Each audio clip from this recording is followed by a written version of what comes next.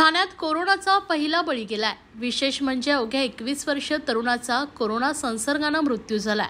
आता महापालिका देखील कामाला लागले। मागील 3 दिवसात 10 रुग्ण होते, आता त्यामध्ये 9 रुग्णांची भर पडली।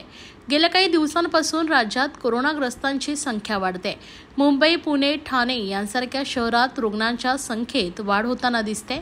असं असतानाच आता ठाणे जिल्ह्यातून मोठी माहिती समोर येते। येथे अवघ्या 21 वर्षीय तरुणाचा कोरोनामुळे मृत्यू झालाय। या मृत्यूनंतर आता सर्वांनी योग्य ती खबरदारी घेण्याचं आवाहन केलं जात आहे। ठाण्यात 21 वर्षीय तरुण कोरोनाचा पहिला बळी ठरलाय। ठाण्यातील कळवा छत्रपती शिवाजी महाराज रुग्णालयात 21 वर्षीय तरुणावर गेल्या काही दिवसांपासून कोरोनावर उपचार चालू होते।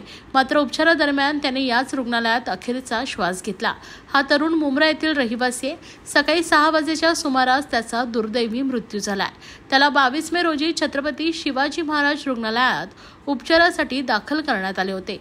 उपचार चालू असताना त्याची कोरोना चाचणी करण्यात आली होती। या चाचणीचा अहवाल काल समोर आला। त्याची कोरोना चाचणी पॉझिटिव्ह आली होती। त्यानंतर त्याचा आज सकाळी 6 वाजता उपचारादरम्यान दुर्दैवी मृत्यू झालाय। याबाबतीत पालिका प्रशासनाने बोलण्यास नकार दिला आहे।